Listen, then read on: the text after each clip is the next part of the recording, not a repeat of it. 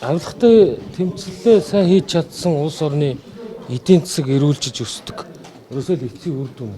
Тэгэхээр өнөөдөр Солонгос GDP-гээр баг эхний 10-т явж байгаа 10-11-т байгаа.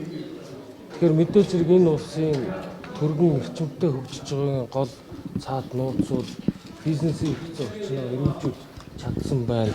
Бизнесийнхээ өрсөлдөх чадварыг нэмэгдүүлсэн байна. Эрсдлийн үнэлгээг бууруулсан байна. Авилга албан тушаалын гэмтэргийн одоо тэр гарах нөхцөл боломжуудыг бүгдийг хаасан гэдэг ийм л олон үзүүлэлтүүд байгаа учраас Transparency International олон улсын байгууллагын жил болгон гаргадаг авилгын төсөөлийн индексээр маш одоо сайн үзүүлэлтийг үзүүлж чадж байна.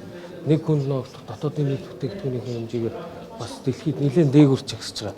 Тэгэхээр бид нар авилгатай их тэмцэл гэдгийг зөвхөн авилгатай тэмцэх газар тэр жил хэдэн хүн барьж хорж шүүх хичнээн хүнд ямар яа шийтгэл оногдуулав гэдэг ийм явцсан үзүүлэлтүүдээр дүгнэх нь бол зохимжгүй гэдгийг гадны эрдэмтэн судлаачид одоо бидэнд байнга зөвлөж байгаа. Яг энэ цаг үед бас Transparency International олон улсын байгууллагыг үүсгэн байгуулагч Питер Айген профессор бас энд ирсэн байгаа. Өнөөдөр бас бид нар өглөө уулзалтууд хийсэн.